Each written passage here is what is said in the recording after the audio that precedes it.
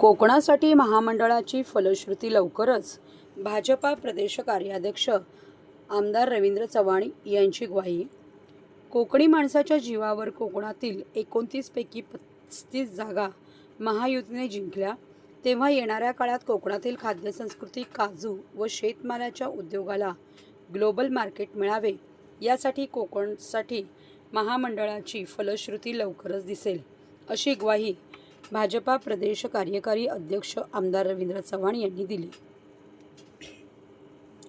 कोकण ग्रामविकास मंडळातर्फे ठाण्याच्या शिवाजीनगर उन्नती गार्डन मैदानात आयोजित मालवणी महोत्सव 2025चा दिनांक 19 जानेवारी रोजी समारोप झाला. मालवणी महोत्सवाला रविवारी सायंकाळी भाजपा प्रदेश कार्यकारी अध्यक्ष आमदार रवींद्र चव्हाण यांनी भेट दिली. या प्रसंगी आमदार संजय केळकर, भाजपा ठाणे अध्यक्ष संजय वाघुले, मालवणी महोत्सवाचे आयोजक सीताराम राणे, परिवहन सदस्य विकास पाटील, मंडळाचे विनोद देसाई, संदीप शिंदे आदी उपस्थित होते. आमदार रवींद्र चव्हाण यांनी प्रारंभीच इथल्या पहिल्या मालवणी महोत्सवाला भेट दिली होती, तेव्हा या मंदिरामधील गणपती बाप्पा पावला. त्यामुळेच आपण राजकारणात आल्याचे आणि यशस्वी झाल्याचे सांगितले. पुढे बोलताना नुकत्याच पार पडलेल्या विधानसभा निवडणुकीत कोकणी माणसाच्या जीवावर कोकणातील 39 पैकी 35 जागा महायुतीने जिंकल्या आहेत, तेव्हा तत्कालीन मुख्यमंत्र्यांनी कोकणच्या विकासासाठी एक महामंडळ स्थापन करण्याची आखणी सुरू केली होती. ते महामंडळ लवकरच अस्तित्वात येणार असून येणाऱ्या काळात कोकणातील खाद्य संस्कृतीला, काजू, शेतमालाच्या उद्योग व्यवसायाला ग्लोबल मार्केट मिळेल, अशी तरतूद देखील त्या महामंडळात केलेली आहे. त्याचबरोबर सरकारच्या माध्यमातून यासाठी निधी उपलब्ध करून जगाच्या पाठीवर जाता येईल अशी संधी देखील उपलब्ध होणार आहे.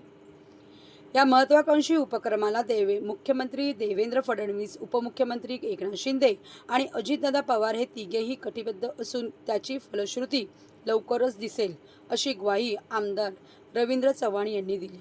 दरम्यान प्रास्ताविकात आयोजक सीताराम राणे यांनी माजी केंद्रीय मंत्री खासदार नारायण राणे यांनी मुंबईत सुरू केलेल्या मालवणी महोत्सवाची महती विशद करत ठाण्यातील या मालवणी महोत्सवाचे यंदाचे हे 26वे वर्ष असल्याचे नमूद केले.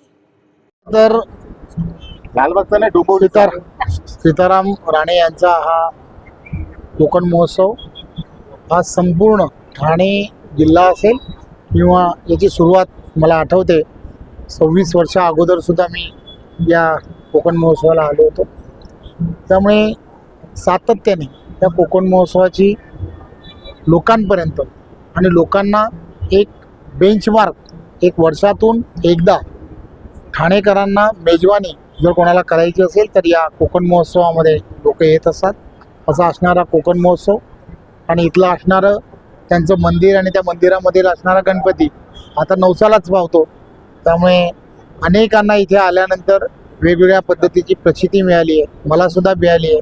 त्यामुळे त्यांनी आग्रहाने मला इथे बोलवलं आणि त्यामुळे मला खात्री आहे की आमचा पण आणि त्यांच्याबरोबर त्यांचा सुद्धा येणाऱ्या काळात उत्कर्ष होईल, यात काही शंका नाही. चव्हाण साहेब, कोकणी उद्योग असेल किंवा मालवणी महोत्सव असेल, याला कुठेतरी ग्लोबल मार्केट मिळावं असं तुम्ही म्हणाला, तर कशा प्रकारे होईल? खरं तर आदरणीय मुख्यमंत्री देवेंद्रजी, आदरणीय उपमुख्यमंत्री एकनाथराव शिंदेजी, आदरणीय अजितदादा, तर महायुतीचं सरकार आलं आहे. या अगोदर मुख्यमंत्री म्हणून एकनाथ शिंदेजी आणि उपमुख्यमंत्री देवेंद्रजी आणि अजितदादा महायुतीमध्ये काम करत असताना कोकणामधील असणाऱ्या अनेक विषयाला एक वेगळ्या पद्धतीची गती मिळाली पाहिजे, यासाठी मंडळ निर्माण व्हावं, याची एक आखणी मी त्यावेळच्या काळामध्ये सुरू केली.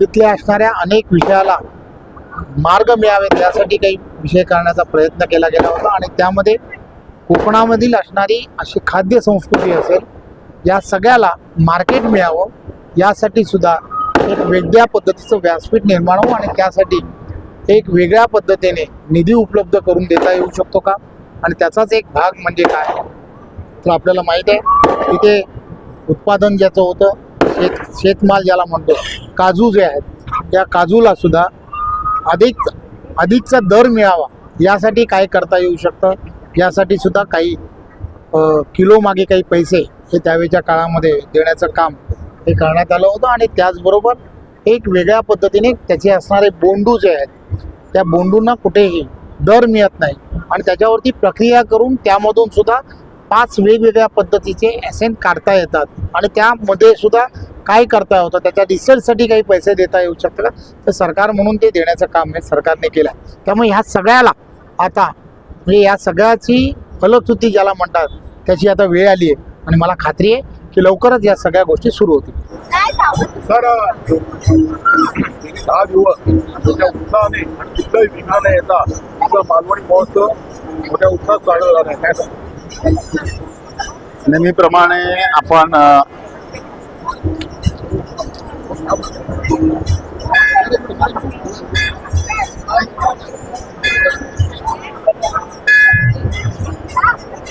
नेहमीप्रमाणे आपण हा मालवणी महोत्सव 10 तारीख पासून सुरू केला. आज 19 तारीख आहे आणि आज शेवटचा दिवस आहे. आमच्या मालवणी महोत्सवातल्या गणपती बाप्पाच्या आशीर्वादाने कुठलंही विघ्न न होता, कुठलाही वादविवाद न होता, कुठलाही प्रॉब्लेम न येता हा महोत्सव आज 10 दिवसाचा संपन्न झाला आहे. आज त्याचा शेवटचा दिवस आहे. आज समारोप होईल.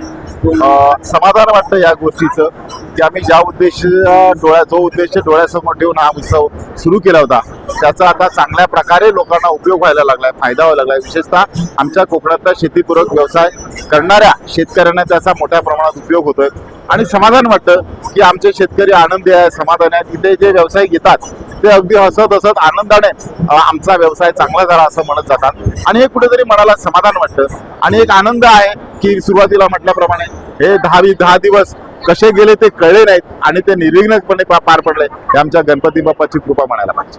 सर्व धर्म समभावाप्रमाणे सगळ्या समाजाच्या लोकांनी इथे प्रेझेंटी लावलेली आहे. हो, विशेष आहे इथे आपल्याला काय कुणाला आपण बंदी केलेली नाही, पण लोकांचा असा समज आहे की मालवणी महोत्सवाला फक्त मालवणीच लोक येतात, पण तसं नाही.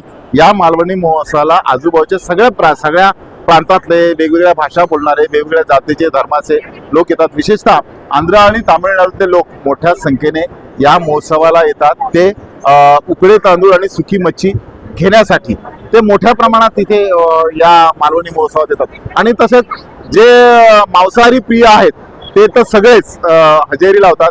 त्यामुळे आमच्या या सगळ्या व्यावसायिकांचा व्यवसाय सुद्धा चांगल्या प्रकारे होतो आणि ते खुश आणि आनंदी असतात.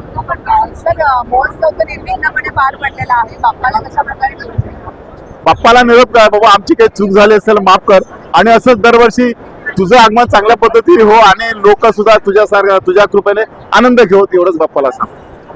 थँक्यू.